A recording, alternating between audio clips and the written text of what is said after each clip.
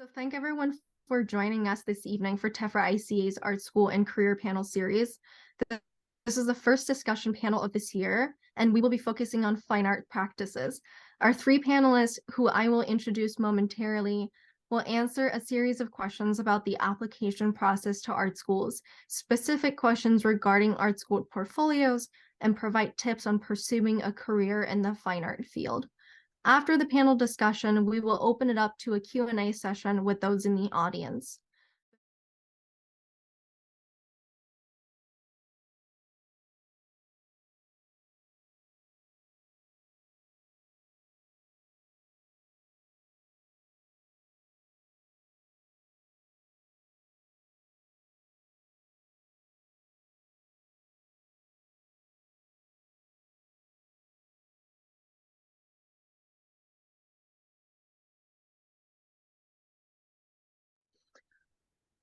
Well, mine is easy because I always wanted to be an artist. Actually, I wanted to be a fiction writer and an artist.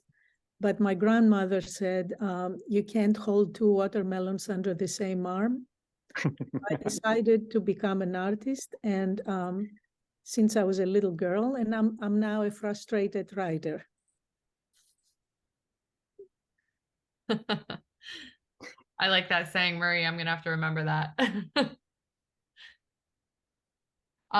Okay. I'll say, so I remember in high school, one semester I didn't take art classes and I was really, really miserable. And it kind of made me realize how much happiness it brought to me. So that's when I decided that that's what I was going to do in the future, that I knew that I wanted to find a way to make it part of my life in the future and my career. So, which is why I went into pursued it in college and then graduate school. So I think life without art sucked, and that's why I had to incorporate it. Yeah, I mean, I think my story is not that different. I just love to make art since I can remember. Yeah. I also looked up to people. I had an art teacher in middle school and high school, and he was clearly an adult, but was unlike any other adult in my life, and I wanted to be that kind of adult. And so yeah, there was something about the lifestyle, and making stuff that always attracted to me. Like, your question was, when did you decide to pursue art as a career? Which is an interesting question, because I don't think I thought of it as I don't know, the word career didn't really enter my mind until much later. And I think trying to figure out how to make art a career is an ongoing question. Absolutely. I personally graduated from art school as well, so I resonate with a lot of the things that y'all are saying. So now, looking back at the beginning stages of your artistic careers, what were some of the things that you did that felt important and helpful, that had a long-lasting good impact? And what might you have done differently, knowing what you know now?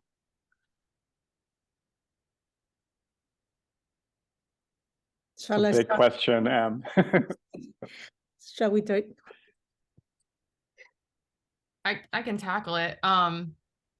I think one thing that when I look back, that's something that's really important that I've done, or I feel like is really important, is like to create strong community relationships with your peers. Going to art school and not interacting with those around you would be like the biggest mistake ever. And I feel like the people around me are who pumped me up, who allowed me to believe in myself. I have a little anecdote. When I took my first sculpture class, I had never taken sculpture and I really didn't know that much what I was doing. And my first project was like a pretty big flop. Like, I knew it as soon as I presented it, and I like saw everyone's faces. Like, I was like, oh, this is really bad. Like, I'm really bad at this. And I had so much encouragement from the people around me. And one of the advanced students had made me at the end of the semester, like I had continued to learn. He made me at the end of the semester a trophy for most improved. And I think maybe that trophy is like why I am a sculptor today. So I don't know, just making those strong community connections is super important. Well, do you want to go next or? Oh, you can go next if you'd like, Maria. Either way, for me, it was a very difficult decision. I mean, it was very difficult to adjust to begin with to this country because I was a foreign student and the exchange rate at the time was just really, really bad. So for a while, I subsided on chocolate milk and bananas. But because I was new to this country, one thing that I did that proved very important was to inform myself about what was going on in my field at the time. And that turned out to be very helpful at the beginning of my career. So what I tell my students all the time is go to museums, go to galleries, find out where things are in relation to what you want to do. And you know, one thing that I have to say is that in art school, we teach students craft, we teach them theory, we teach them all these things, you know, but what they need to learn also is about the professional aspect of the field and what's going on. So years ago, just also to mention something, I developed a thing called, for our university, the rewards and consequences of an art career, to where people from the field, I was inviting people from the field and they came to have a panel there and to discuss what's going on. So, you know, get to know your professors and ask questions. And as far as what I would have done differently, perhaps I should have learned how to be a little more assertive, because being a foreign student, it was difficult because people would turn around, look at me, and who's talking, who with the accent, and so on and so forth. So being a little more assertive at the beginning of my career, and that's something we all learn how to do without becoming obnoxious. Yeah, like Maria, I was an international student from Bangalore, India, and arrived with 2 suitcases to Cleveland, Ohio, where no one knew anyone from India in art school. So it was a very interesting experience. I think just to echo what Rachel and Maria said, this kind of aspect of community, I think, is really important in a way that feels it might feel like very generic and boring to say, like that the people around you are your community, like pay attention to them. But I think it's really true and very real.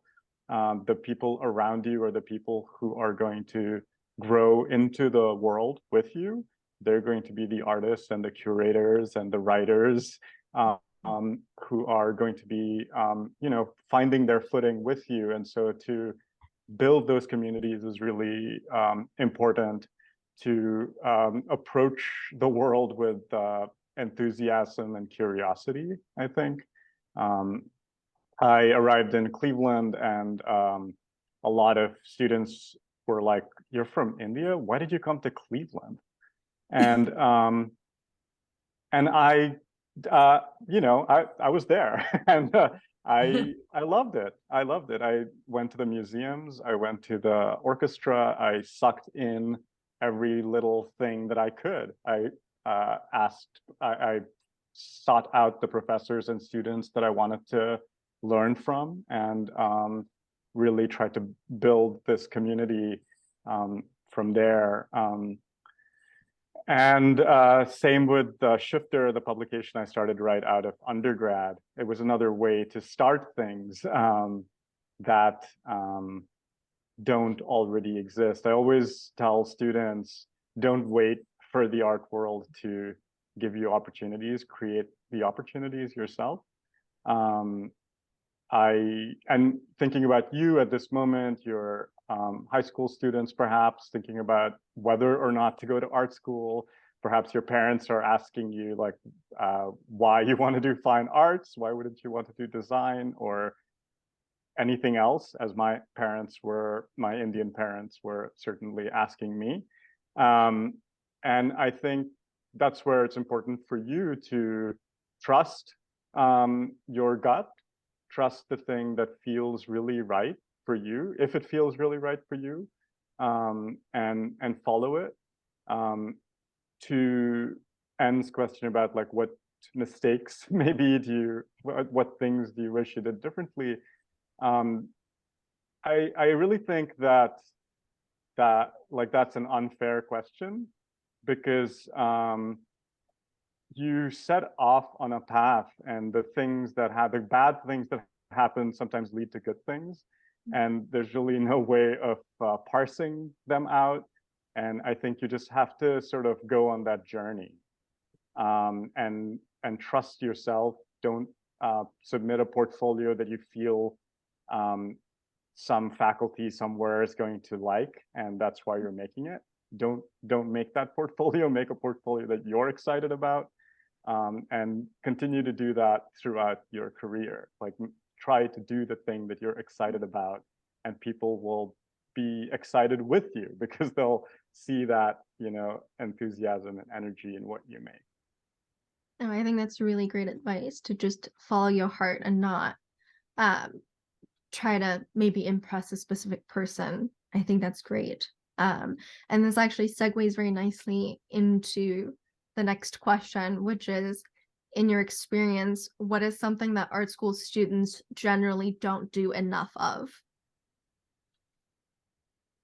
I can start this time, if you don't mind, which is that, which I didn't do. I advise my students to do, and they don't do it either. And that is to really take advantage of all the different kinds of knowledge, facilities, skills that are out there for you to learn and for you to gain. I basically just hung out in the painting department for 5 years, even though there was a glass department right next to me and a ceramics department right next to me. And I really wish I had just taken a class in any of those things. It's impossible it's really, really hard to do it once you're outside of school. So that would be the one thing that I advise you, is to really just take as many kinds of classes as you can. I agree with that.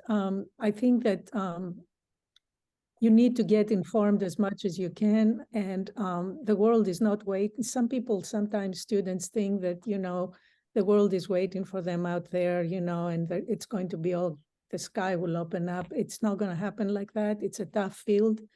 So I think that you really need to learn what's going on, learn practical things. If you're going to be an exhibiting artist, learn how to price your work, learn what a vanity gallery is as opposed to a brick and mortar gallery, as opposed to a nonprofit organization.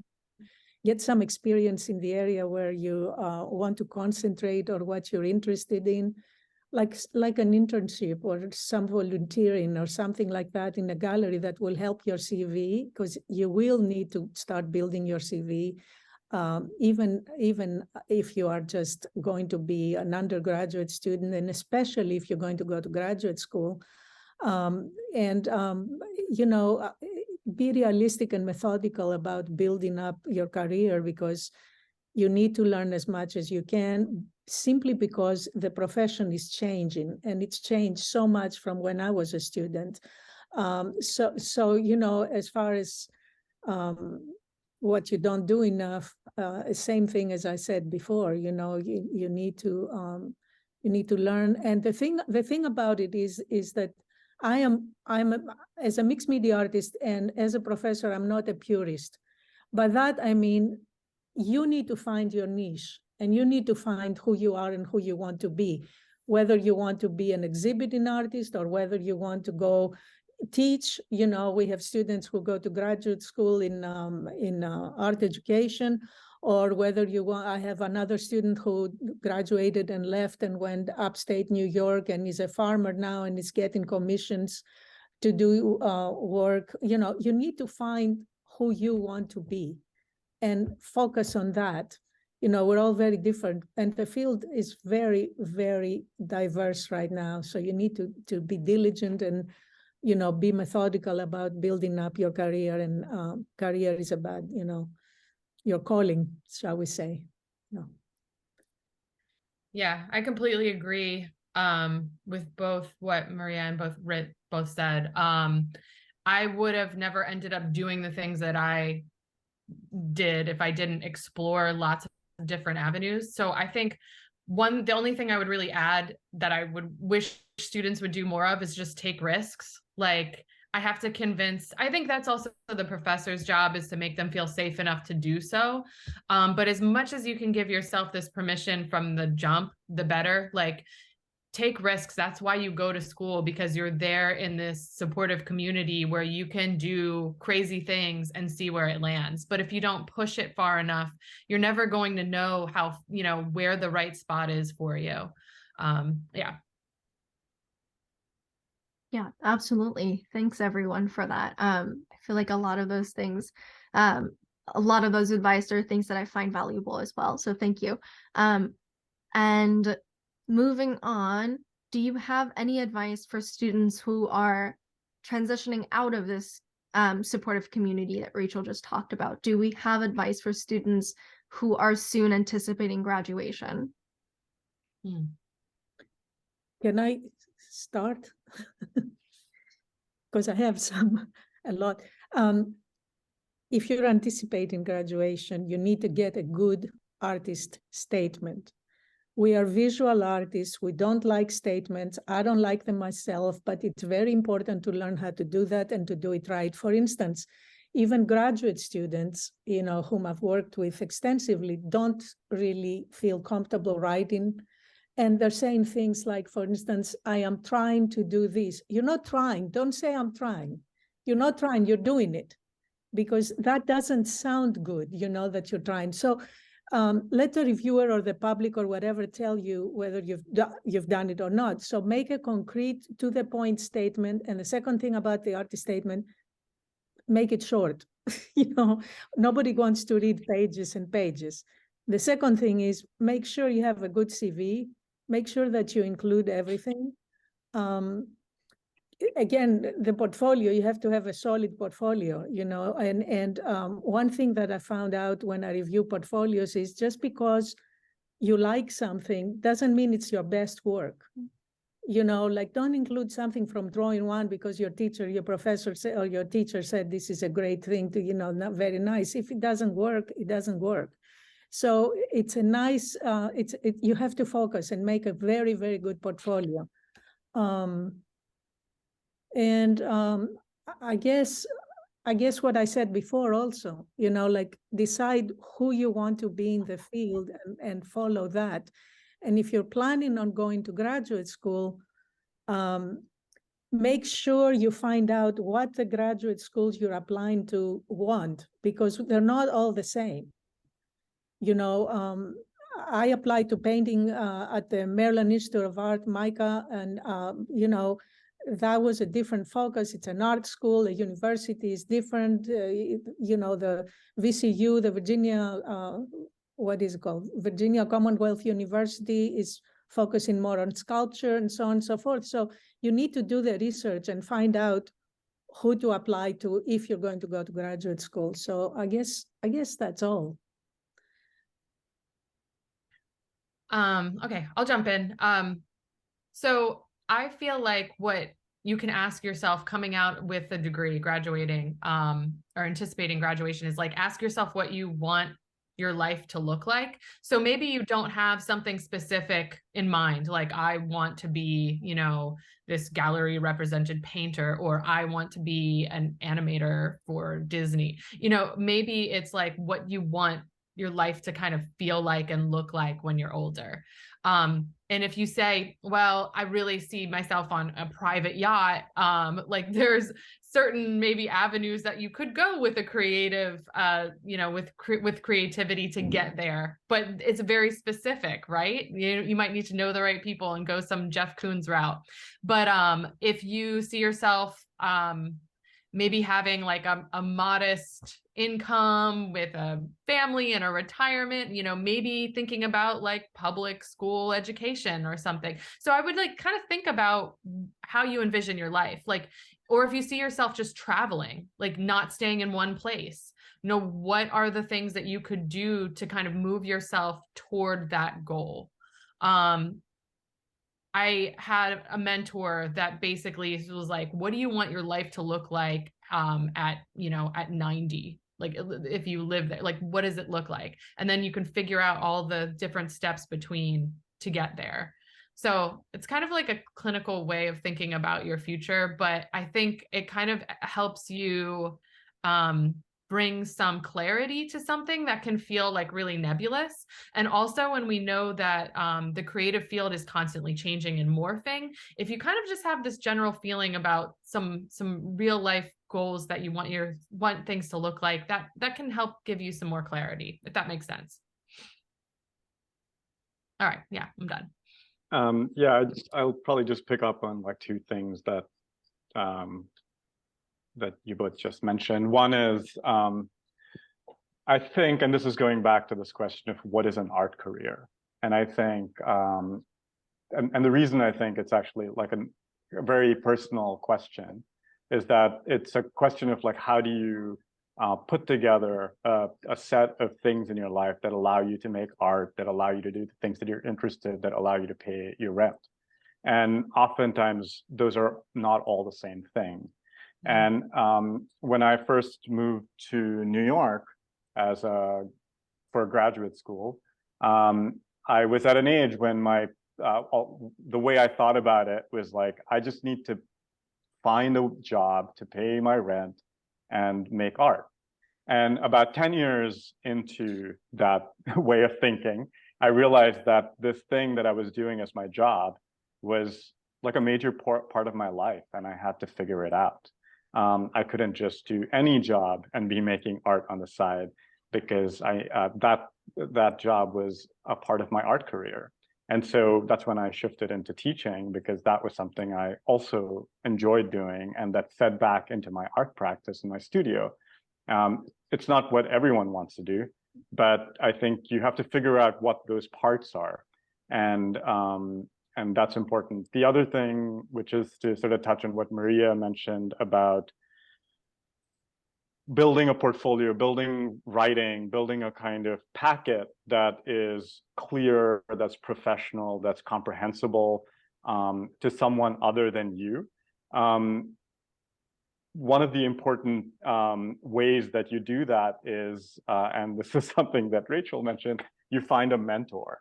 It's important to find friends and mentors who you trust and who are going to be honest with you, who are going to look at your portfolio and your writing and be like, hey, that's not very good, or do it this way, or take that piece out and put this in instead. And you really depend on those people to tell you how it is, to be honest with you. And in fact, that's a very rare thing to come across in the art world. We often have exhibitions and people come by and they say, great work, congratulations, it looks so great, love it. 300 likes on your Instagram. That's not useful, really, in the long run. Like, what you need are people who are going to be, who care about you, but who are going to be honest with you. And so maybe there's a faculty who you work with right now who will continue to be that person for a couple of years. Maybe there are friends who have been hard on you in critiques and who are still good friends with you, and you should lean on each other. So, and same with writing. You might write something and you may like it, but you need to find an editor. You need to find someone who's going to look at that writing and like slash it and turn it into something that makes sense to them as well. So, so again, it's back to this community thing. Like, you need people around you who are going to be there for you. Mm-hmm. Totally. Talking about the people around us, I'm going to take a pause in the panel discussion and turn to the audience. So to plan the next 25 minutes, if more than that, to plan the next little bit of time that we have together, I'd like to turn to the audience and ask who is interested in participating in the portfolio review section after the Q&A. For those of you in the audience, if you are interested in the portfolio review, do you think you could use the raise hand feature to let me know? If you do not know how to use the raise hand feature, you can also just unmute yourself. And maybe just a good time to also just remind the audience what a portfolio review is and what they could expect to happen during that session. Absolutely. Thank you, Janelle. So a portfolio review session is an opportunity for you to present your work to a mentor, somebody who knows something about the art world, someone whose opinion, like Rit said, that you trust, to get some feedback on your work and potentially to think a little bit about how that work in your portfolio can be advantageous to you when you apply to art schools, as well as on how to perhaps improve on those works, keep working on them. I see a Rebecca has turned on their camera. Hi.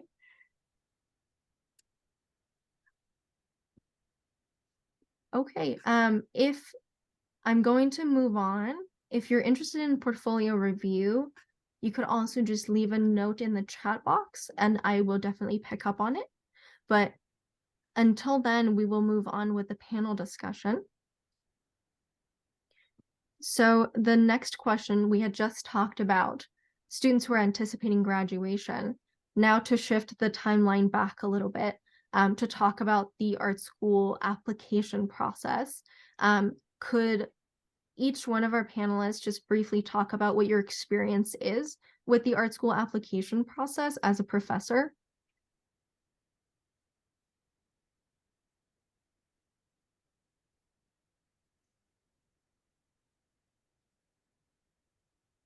I'm not I should just say that I am not always directly involved with the undergraduate admissions process. I am much more with the graduate admissions because the admissions department deals often with undergraduate admissions. So I can reflect on it, but I'll let someone else go if they are more directly involved. No, it's the same with me. I think Rachel probably knows a lot more about that than I would.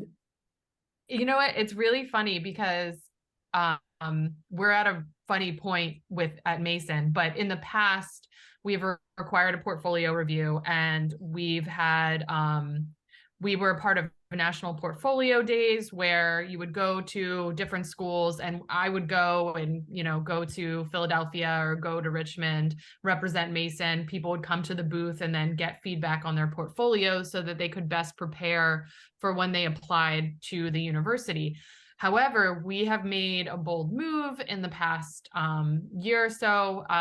We have decided to remove our portfolio review requirement completely as we've thought deeply about why.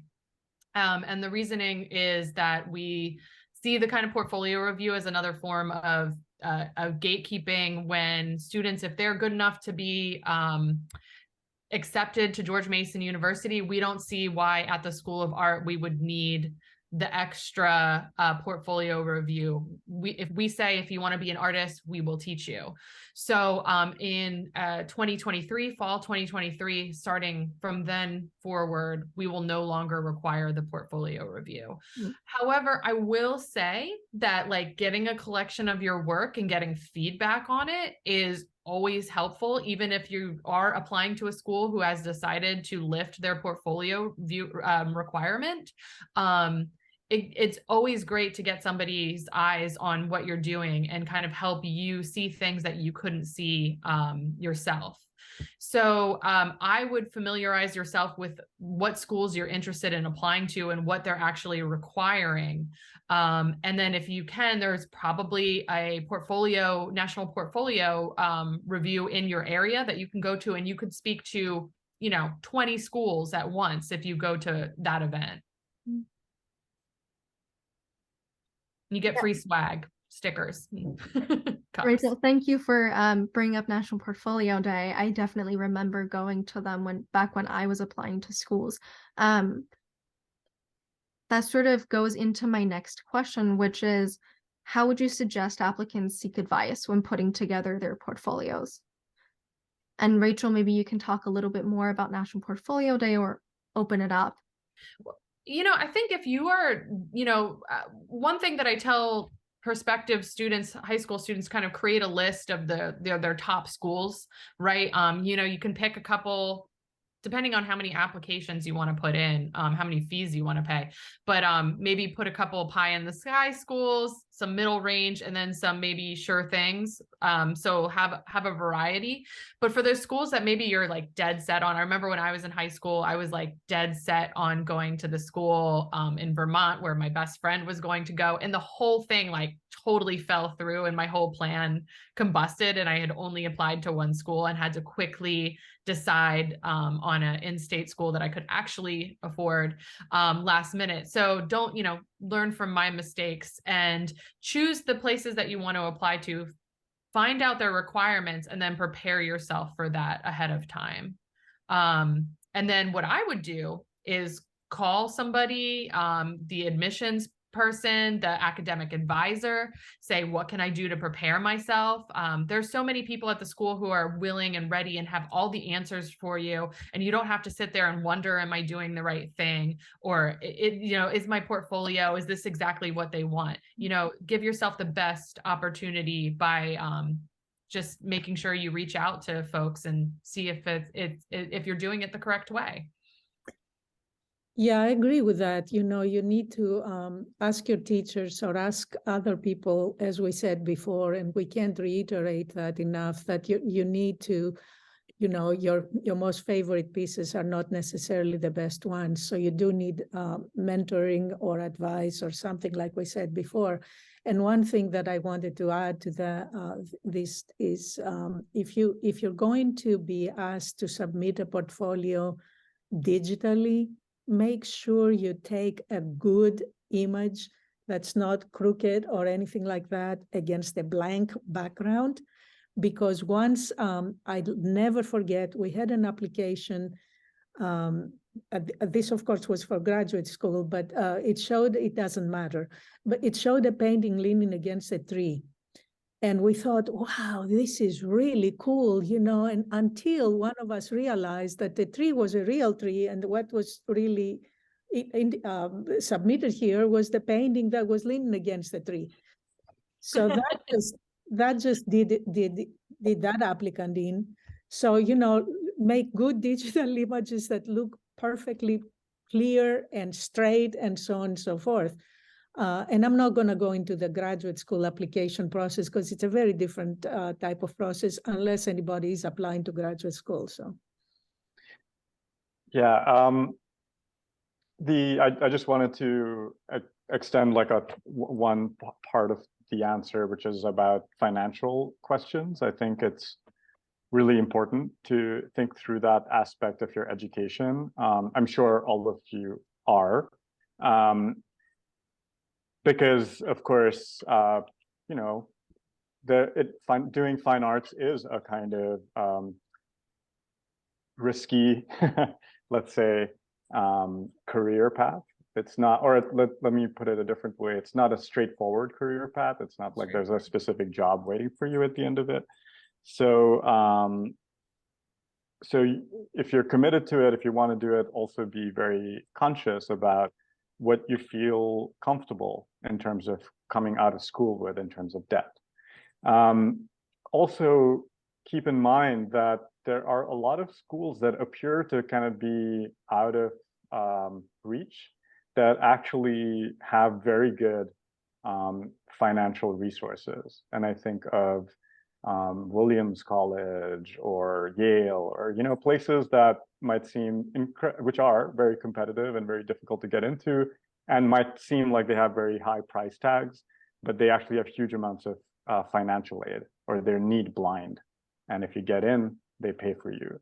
So find a way of thinking both about the constraints and dreaming big at the same time, and opening up like what you think is a potential school that you might not immediately think of as an art school. I want to say something about this financial situation, because being, like I said before, being a foreign student, it was first of all, I wasn't eligible for grants. So that became very difficult. And I have a lot of students who do work or have families. And all I can say is I'm a living proof that you can do it, because I graduated without debt. And that's like, I couldn't believe it, but I worked at a wallpaper store at night, and I was called the decorating consultant. I was just a sales girl, but it doesn't matter. I was the decorating consultant. That was a sort of a title. So you can do it. It's just a matter of being committed and working hard to do it. You can do it. I did it, you know, and it was not easy. It's not easy, but if you want an easy way out, then you shouldn't go to art school, you know, because it's not easy. So just to add to what you said, Reed. Yeah, thank you all so much for bringing that point up. I think that's definitely a very important thing for folks to consider. And as much as I would like to keep asking y'all these questions, I think it's time to open up to the audience. I see there's one question in the chat box for the panelists already. Before we delve into the Q&A session, I'm just going to ask the audience one more time if folks are interested in a portfolio review. I know so far one person has said that they are. And while we're, you know, doing the Q&A, I will definitely keep monitoring the chat box as well as the participants list to see if anyone is letting me know that they want to do portfolio review. So moving on to the Q&A session, I will start by reading off the questions we have in chat already. And afterwards, if folks want to unmute themselves and ask questions directly, they should feel free to do so. So the first question says, thanks so much, Maria, Rachel, and Rich, for sharing your advice with us. A question for you. Are there routes aside from art school through which one can become an artist or have a career in the arts?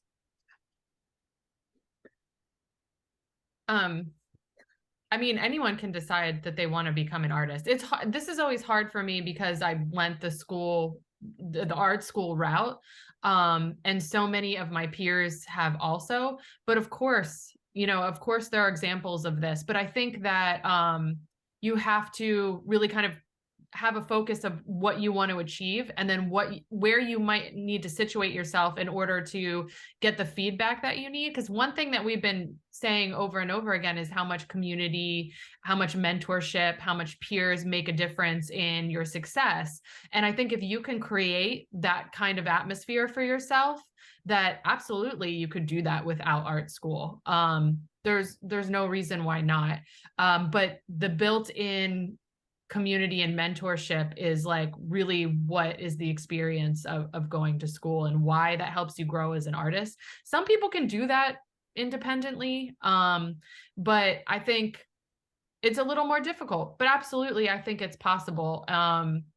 And yeah, I would put like, I think it's like what's your goal? You know, if you want to just be a career artist who's selling their work, I think you have to do a lot of homework about how you could make that happen, what you might need to do to get to that point. You know, if you want to be, you know, I keep saying animator, if you want to be an animator, there's roots toward that, but, you know, being specific about what kind of artist you want to be, what kind of lifestyle you want to live, that might help you narrow down the path forward. But it's not straightforward for sure. And there's many different ways that one can get to a goal of being an artist. But yeah, you can decide you're an artist now and go out and try to make that work for yourself? Well, I definitely think that you can do it. But again, I think that going to art school or going to a professional school of some kind in art, whether it's a university or an institution, an art institution, at the art school, you learn to collaborate with others. You learn how to, as Rachel said, community. You meet people. You might meet future partners or future galleries, because not all of us, some of us open galleries. That's one thing. The other thing is, you need to learn aesthetics.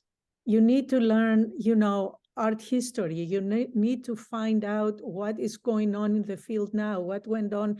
You can do that on your own. Again, it depends on what kind of an artist you are, but in art school, you're gonna meet, I met people that helped me later on in my career, my alma mater, and then I met them again and we did things. It's this synergy that happens when you go to art school. Of course, you can do it. You can do anything you want. But if you do decide to do it that way, learn where you are in the continuum of art history. Where you're going to stand in this field. There's some artists who are self-taught and are just absolutely wonderful. But you need to learn some other stuff on your own,